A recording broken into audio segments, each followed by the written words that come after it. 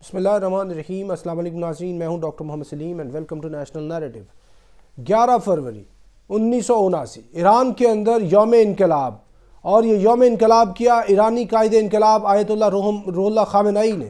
اور یہ جو انقلاب ہے اس سلسلے کے اندر ایران کے اندر اور پوری دنیا کے اندر جو مسلم ممالک ہیں وہ ایرانیوں کو اس کے اوپر مبارکباد دے رہے ہیں کہ اس روز ایران نے جو ایک فیشسٹ ڈکٹیٹر اور اس طرح کی جو حکومت تھی اس سے نجات حاصل کی، اور اس کے اندر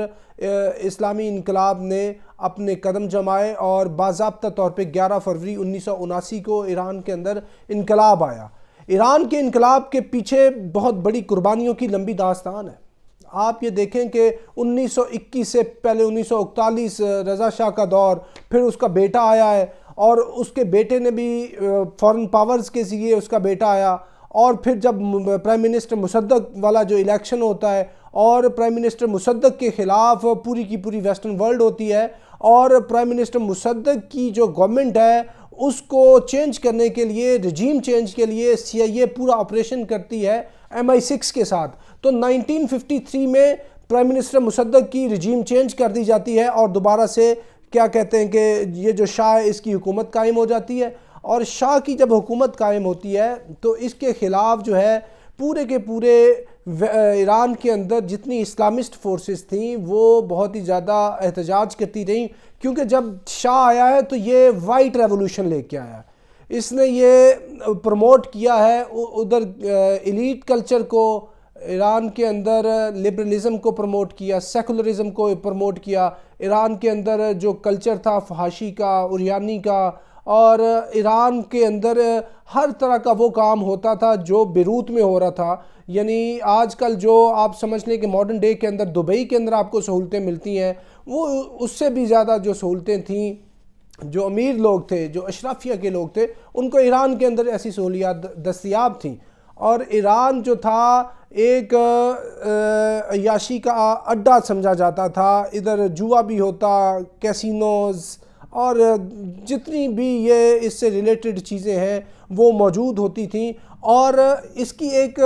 مخصوص کلاس تھی جو اس کی بینیفیشری تھی، جبکہ دوسری سائیڈ پہ جو میجورٹی تھی پاپولیشن کی وہ غربت، مہنگائی، بے روزگاری، کساد بازاری اس طرح کے مسائل کا شکار تھی، اور وہ ان کے خلاف کوئی آواز بھی نہیں اٹھا سکتے تھے۔ ان کے خلاف ان کے پاس اتنی طاقت بھی نہیں تھی کہ وہ پالیسیز کو چینج کراتے، لیکن ایک سینٹیمنٹ پایا جاتا تھا، اور یہ تینوں اکٹھے کام کر رہے تھے۔ ایک تو یہ تھا کہ انہوں نے ایلیٹ کیپچر کیا ہوا تھا، دوسرا یہ تھا کہ یہ فحاشی، عریانی اور ایک اس طرح کا بہت ہی اربنائزڈ کلچر تھا تہران کے اندر، وہ پروموٹ کر رہے تھے۔ دوسری سائڈ پہ ایران میں لوگوں کے پاس کھانے پینے کی چیزیں نہیں تھی، لوگوں کے پاس شیلٹر بھی نہیں تھا۔ جب یہ ساری چیزیں تھیں تو پھر اس کی ریزنٹمنٹ کے لیے کچھ فورسز نے کام کیا، اور ان میں سب سے اہم کام کیا ہے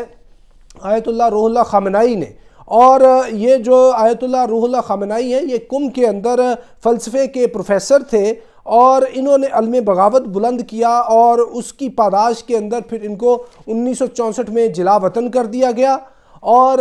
جلا وطنی کے دوران بھی یہ اپنی تحریریں لکھتے رہے، لوگوں کے ساتھ رابطے میں رہے، لیکچرز ان کے ہوتے تھے، آڈیو کیسٹس ہوتی تھیں، اور ایران کے جو انقلاب کو پسند کرنے والے لوگ تھے وہ ان کی ساری چیزیں یہ سنتے تھے۔ تو یہ جو سلسلہ ہے آگے بڑھتا بڑھتا پھر 1978 میں اس نے بہت زور پکڑا، اور جنوری 78 کے اندر انقلاب کا باضابطہ جو ہے وہ اعلان ہوا، انقلاب ایران کے اندر پھوٹ پڑا، اور ایران کے اندر انقلاب کو روکنے کے لیے یہ جتنی رائٹس ہو رہی تھیں، اسلامسٹ باہر نکلے ہوئے تھے آیت اللہ روح اللہ خامنئی کے لوگ، ان کو روکنے کے لیے 8 ستمبر 1978 کو پہلے تو مارشل لا لگایا ہے شاہ نے۔ جب مارشل لا کامیاب نہیں ہوا تو پھر 31 اکتوبر 1978 کو جو شعبہ زندگی کے جتنے لوگ تھے انہوں نے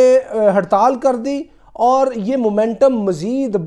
بڑھتا گیا ہے، اور پھر جا کے 10 دسمبر کو لاکھوں کے حساب سے لوگ جو ہے تہران کی گلیوں میں نکل آئے، اور انہوں نے اعلان کیا کہ ابھی ہم جو ہے انقلاب کے نیچے کسی بات کو نہیں مانتے، ہم رجیم چینج کے نیچے کسی بات کو نہیں مانتے۔ تو پھر اس طرح जनवरी 1979 के अंदर जो शाह ईरान है वो इधर से फ़रार हो गए और एंड तक वो फिर मफरूर ही रहे और वो अमेरिका के अंदर जला वतनी काटी उन्होंने। और फिर 60 साल की उम्र में इजिप्ट के अंदर शाह ईरान का इंतकाल होता है और जाने से पहले वो अपने प्राइम मिनिस्टर शाहपुर बख्तियार को अपने चार्जेस दे जाते हैं, अपना चार्ज सारा उनको दे जाते हैं कि वो हुकूमत को संभालें। लेकिन उनसे हुकूमत संभलती नहीं है क्योंकि काम ही इतना बिगड़ चुका था, ये जिस नहज पे काम पहुंच चुका था ये प्राइम मिनिस्टर के बस की बात ही नहीं थी। तो फिर इस सारी सूरत हाल को जब आयतुल्लाह रूहुल्लाह खामेनी ने देखा कि हालात बिल्कुल साजगार हैं, शाह की फोर्सेस, पूरी हुकूमत और जितने इनके अहलकार हैं वो बैक फुटिंग पे जा चुके हैं, तो सारी सूरत को फिर सेंस करते हुए वो 1 फरवरी 1979 को ईरान के अंदर तशरीफ़ लाते हैं, जला वतनी को ख़त्म करते हैं और मिलियंस के हिसाब से लोग जो हैं आयतुल्लाह रूहुल्लाह खामेनी का इस्तकबाल करते हैं। और जब वो आ जाते हैं तो फिर उनको देख कर 11 फरवरी वो डेट है जिस दिन फ़ौज न्यूट्रलिटी का मुजाहरा करती है और वो ये कहती है कि हम जो है अभी बिल्कुल न्यूट्रल हैं और हम जो है प्राइम मिनिस्टर शाहपुर बख्तियार और जो शाह की जितनी फोर्सेस हैं उनका ऑर्डर नहीं मानेंगे, बल्कि हम न्यूट्रल हो चुके। न्यूट्रल होने का ये मतलब था कि जो इनकलाब की फोर्सेस हैं उनको कुव्वत मिल चुकी है और दीगर फोर्सेस नाकाम हो गई। तो फिर उस दिन जो शाह ईरान का जो दौर था वो ख़त्म हुआ और इनकलाब का आगाज़ हुआ। इसीलिए इस दिन को वो बहुत ही ज़्यादा अहतमाम से सेलिब्रेट करते हैं। और आगे चल के फिर 1 अप्रैल 1979 को ईरान को बाज़ाब्ता तौर पे इस्लामिक रिपब्लिक बना दिया गया। और एक और बात याद रखें कि इसको अनडू करने के लिए जो इनकलाब आ भी गया था 11 फरवरी 1979 को, इसको अनडू करने के लिए CIA ने बहुत ज़्यादा ज़ोर लगाया और जो अमेरिकन एम्बेसी थी इधर से बहुत ज़्यादा इस तरह की साजिशें फूट रही थी। तो फिर इनका किला कमा करने के लिए जो ईरानी इनकलाब के जो पासदारान थे उन्होंने इस एम्बेसी के ऊपर भी दावा बोला। और जब ये धावा बोला है तो 66 कम से कम लोग जो हैं वो किसी जगह पे कोटेड है 200 लोग, किसी जगह पे 66 लोग जो है वो अमेरिकन एम्बेसी के उनको होस्टेज बना लिया और कहा कि हम इनको छोड़ेंगे तब जब आप एक्स्ट्राडाइशन कराएंगे जो ईरानी शाह आपके पास है। अगर शाह को एक्स्ट्राडाइट करते हैं, हमारे हवाले करते हैं, तो इन लोगों को हम आपके हवाले करेंगे। बहरहाल जो भी हुआ वो फिर जो ये US एम्बेसी के लोग थे इनको बाजियाब कर दिया गया। तो ये जो इनकलाब आया ईरान का, इसके अंदर सबसे ज़्यादा जो पावर रही थी वो रहबर के पास थी, क्योंकि आयतुल्लाह रूहुल्लाह खामेनी ने विलायत फ़िकी कायम कर दी थी, जो शीयत के अंदर एक कॉन्सेप्ट है। जैसे अहले सुन्नत के अंदर खिलाफत का कॉन्सेप्ट है, इसी तरह अहले तशय्यो के अंदर विलायत का कॉन्सेप्ट है। और उसके नीचे सबसे ज़्यादा पावर जो थी वो रहबर के पास थी और सबसे पहले रहबर बने हैं आयतुल्लाह रूहुल्लाह खामेनी ख़ुद, और रहबर के साथ फिर प्रेसिडेंट का भी ओहदा रखा गया। तो ऐसे ये सिलसिला चलता रहा और इस तरह ये इनकलाब आया ईरान का। और एक और बात भी याद रखें,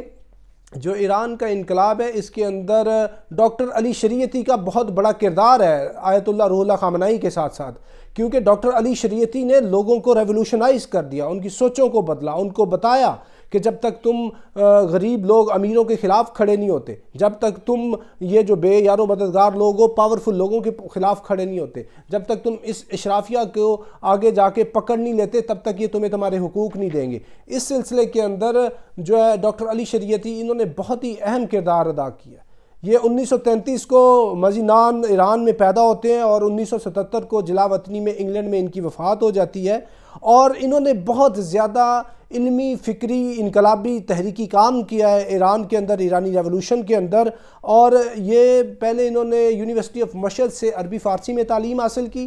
फिर ये पेरिस चले गए और फ्रांस में जाके इन्होंने जो सोशियोलॉजी के अंदर सोरबन पेरिस से PhD की डिग्री हासिल की है सोशियोलॉजी के अंदर। और इधर उधर जाके इनकी जो ईरानी फ्रांसीसी जो बहुत बड़े उनके writer, philosopher, dramatist Jean Paul सार्त्रे, waiting for Godot के जो राइटर हैं, जो कहते हैं कि आई एम फ्रांस, वो उनसे भी इनकी काफ़ी मुलाकात रही। और इस सिलसिले में फिर इन्होंने अपने ईरानी लोगों को बहुत ही ज़्यादा गाइड किया। और डॉक्टर अली शरीयती 1964 के अंदर इधर वापस अपने मुल्क भी आए तो इनको 6 महीने के लिए कैद कर लिया गया। फिर डॉक्टर अली शरीयती को दोबारा 1972 में 18 महीने के लिए कैद कर लिया गया اور ان کو واپس پھر 1977 میں انگلینڈ جلا وطن کر دیا گیا۔ ڈاکٹر علی شریعتی کا بہت بڑا کردار ہے۔ ڈاکٹر علی شریعتی یہ کہتے ہیں، جس کو حبیب جالب صاحب نے ان الفاظ کے اندر بتایا ہے کہ دیپ جس کا محلات ہی میں جلے، چند لوگوں کی خوشیوں کو لے کر چلے، وہ جو سائے میں ہر مصلحت کے پلے، ایسے دستور کو صبح بے نور کو میں نہیں مانتا، میں نہیں جانتا۔ خواتین و حضرات، فیصلہ آپ نے کرنا ہے کہ یہ جو پاکستان کے موجودہ حالات ہیں یہ کس سمت جا رہے ہیں، اور ان حالات کا تقاضا کیا ہے۔ کیا ان حالات کا تقاضا یہ نہیں ہے کہ جو ایران کے اندر ہوا تھا، کہ ایلیٹ نے کیپچر کیا تھا؟ کیا پاکستان کے اندر بین وہی حالات نہیں ہے؟ اشرافیہ کے کچھ لوگوں نے پاکستان کو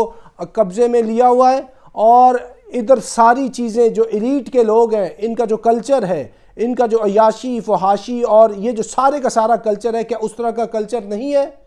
تو کیا یہ انتخابات سے آپ تبدیلی لے آئیں گے؟ یہ جس تبدیلی کی عمران خان بات کر رہے ہیں، بھئی اس انتخابی نظام کے اندر تو وہی بڑے بڑے لوگ آئیں گے، MNAs MPAs اور الیکٹیبلز، اور وہی بڑے ارسٹوکریٹ، انڈسٹریلسٹ، پراپرٹی ٹائکونز، وہی دوبارہ جو ہے 8-10 کروڑ روپیہ الیکشن کے اوپر خرچہ کر کے دوبارہ اسمبلیز کے اندر آئیں گے، اور دوبارہ سے ان کا وہی کنائیونس ہوگا یہ بڑی جو ہماری ایلیٹ ہے اس کے ساتھ۔ تو ان لوگوں نے کیا بات کرنی ہے؟ جو عوام پاکستان جو غربت، بے روزگاری، بھوک، ننگ سے مر رہی ہے، تو آپ نے سوچنا ہے کہ آپ کی جو منزل و مراد ہے کیا ہے، آپ کا حل جو ہے وہ کیا ہے۔ پاکستان کے اندر بھی کسی ڈاکٹر علی شریعتی کی ضرورت ہے، کیونکہ حالات ان یوزول ہیں۔ تو ایسے حالات کے اندر آپ کو اس طرح کے ایکسٹراڈنری اقدامات کی ضرورت ہے۔ اس کے علاوہ ایک بات یاد رکھیے، جب سے ایرانی انقلاب آیا ہوا ہے 11 فروری 1979 سے اب تک، تب سے لے کے امریکہ اس کے پیچھے لگا ہوا ہے، ساری عالمی پابندیوں کا شکار بنایا ہوا ہے، اور وہ ہر کوشش کرتا ہے اپنے سے اور اسرائیل سے، اپنے ریجنل جتنے بھی مسلمان پلیئرز ہیں جو ایران کے خلاف ہیں، کہ ایران کا ناطقہ بند کر دیا جائے، اس کا جینا مشکل ہو جائے، اور یہ ہم بتا دیں کہ یہ جو اسلامی انقلاب ہے یہ فیل ہو چکا۔ جیسے انہوں نے طالبانوں کی جو اسلامی حکومت تھی 1996 سے 2001 کی فیل کی، اسی طرح اس کو فیل کرنے کے یہ درپے ہیں، پورا زور لگا رہے ہیں۔ لیکن مدعی لاکھ برا چاہے تو کیا ہوتا ہے؟ وہی ہوتا ہے جو منظور خدا ہوتا ہے۔ تو اس کے لیے انہوں نے ہزاروں لوگوں کا بلڈ دیا ہوا ایرانی انقلاب کے لیے، تو وہ رنگ لائے گا۔ تو یہ جو پچھلے دنوں بھی ایک بہت بڑی موومنٹ چلی ہوئی تھی، یہ جو پردے کے اوپر، یعنی ایران کے اوپر کسی نہ کسی طرح کی وہ کوئی نہ کوئی ایک تنگی وہ بپا رکھتے ہیں اہل مغرب اور پرٹیکولرلی امریکنز، کہ کسی طریقے سے یہ جو اسلامی ایران ہے نا یہ ختم ہو جائے، پچھلا ایران دوبارہ شاہ والا آ جائے تو ہمیں کوئی مسئلہ نہیں ہے۔ تو لیکن اس کے لیے جو ایران کے عوام ہے، فیصلہ تو انہوں نے کرنا، فیصلہ تو انہوں نے کیا کہ ہم جو ہے اسلامی حکومت چاہتے ہیں، ہم جو ہے شریعہ کا سسٹم چاہتے ہیں، اس کے لیے جو بھی کاسٹ دینی پڑے ہم دینے کے لیے تیار ہیں، انہوں نے دی ہے، اور اس کے لیے ان کو مبارکباد کہ وہ 44ویں اپنی سالگرہ منا رہے ہیں۔ تو اس سلسلے میں اللہ تعالیٰ ان کو باقی پریشانیوں سے بچائے، اور انقلاب ایران کے جو صحیح ثمرات ہیں ان کو سمیٹنے کی ایرانی عوام کو اللہ تعالیٰ توفیق دے۔ تو ناظرین اب تک کے لیے اتنے، up till next time, thank you very much. Pakistan زندہ باد۔